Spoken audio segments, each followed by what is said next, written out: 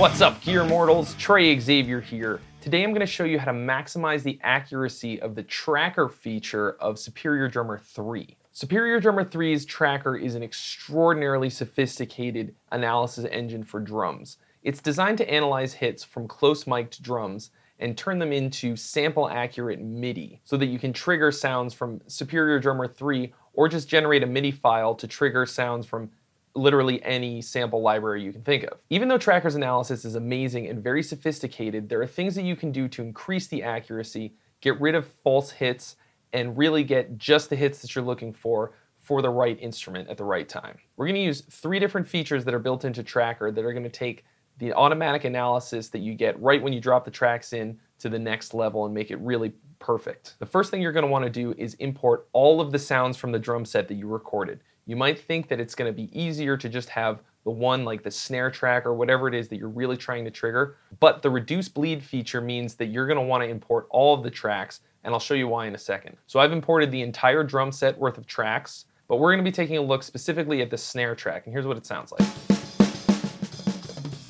So right in here, we've got a couple of tom hits that are being misinterpreted as snare hits. So we want to get rid of that. Even though Tracker's analysis is very smart, of course it's going to make mistakes now and again. So there's a couple different ways that we can correct that. One way to fix this problem is to just grab those hits and then hit the de-trigger button, and that will remove those from the analysis completely, and then you don't have to worry about it. But that only works for those specific hits. If what we want to do is effectively remove every tom hit that is being misinterpreted as a snare hit from the entire performance, which will save us a ton of time, we're going to use the reduce bleed function.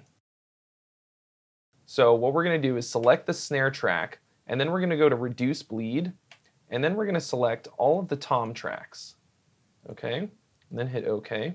And then we use the reduce bleed knob to take out all of the hits that are coming from the tom tracks. So we can see that right here where the drummer is hitting tom 1 a bunch and it's being picked up, these little hits, by the snare track, and we don't want that. So because we have all 4 tom tracks selected in the bleed reduction window, what that's going to do is take those tom hits and basically deduct them from the snare track. Okay, so I'm going to turn up the reduce bleed and you see them disappear. Here's something you have to be careful of. You can look over here and see this is a legitimate snare hit. If we turn the reduce bleed up too much, it can take out those snare hits because the snare hits are also coming through the tom mics a little bit.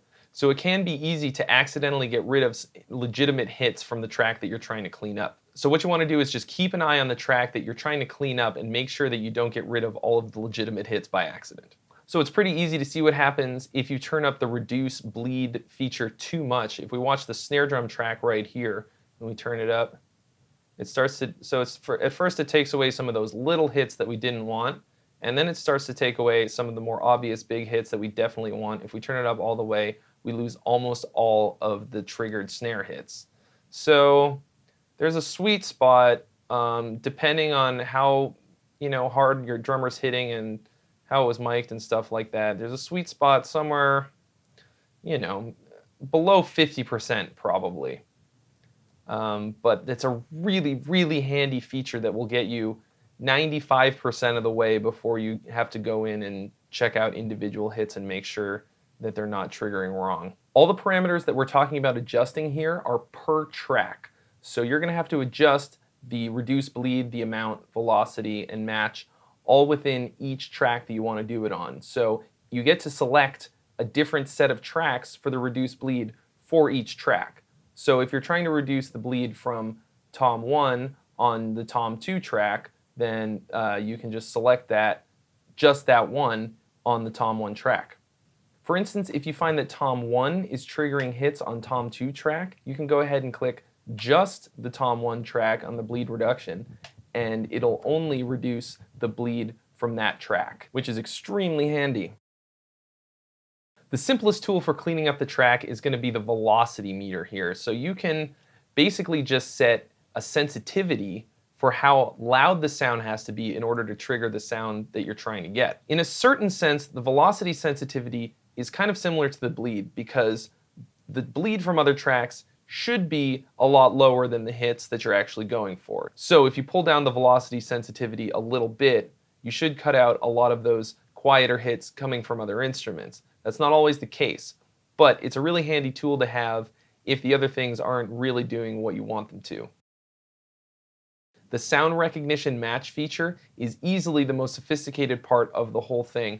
And what that does is it's listening to the tracks and hearing what sounds like a snare or whatever it is that you're going for or not, and then it separates them out. So this value going up and down is saying what percentage of a match it needs to be in order for it to be triggered. So if you have it set really low, things that sound less like a snare are more likely to get picked up. So you can use that to phase out things that don't sound like a snare at all, or to bring in things that sound a little bit more like a snare. That's something you're going to want to mess with a little bit until you hit that sweet spot. Now if we start with the sound recognition match around 50%, it looks like we've got a pretty good idea of which snare hits are the real deal. If we pull it down a little bit, we start to get these little ghost hits from other stuff. If I pull it all the way down to 0, we have way too many trigger points. And if we crank it up, then we start to lose around, where am I at, 75%. I'm starting to lose a lot of important hits. And once we get to 100%, we've lost every snare hit that we had.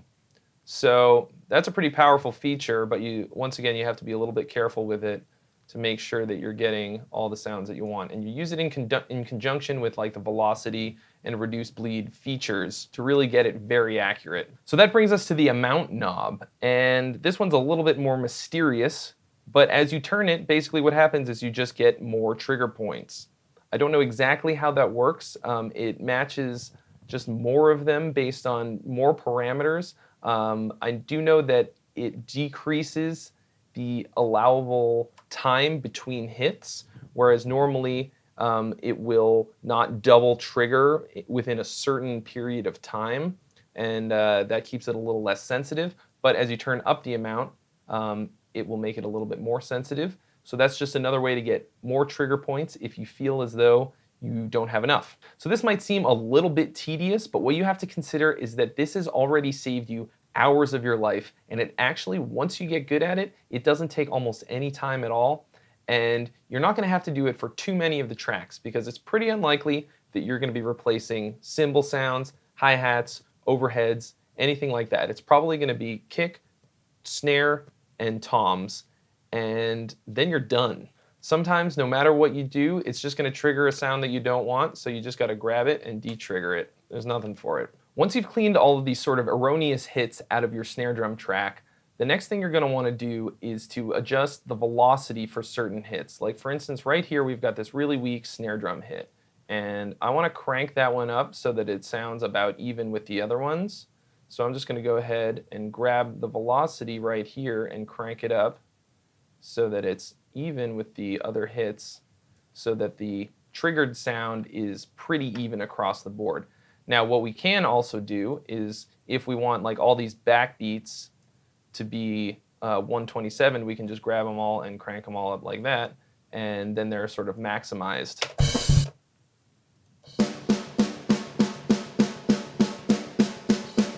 So in this way we can sort of manipulate the hits to get the sounds out of Superior Drummer or whatever sample library you're using after you export the MIDI to really get the sounds that we want. I hope this tutorial has helped you to clean up your tracker trigger points as quick as you possibly can so that you can move on to the next phase of your recording. Thanks so much for watching. If you haven't already, please subscribe for more tutorials on Superior Drummer 3, and I will see you real soon.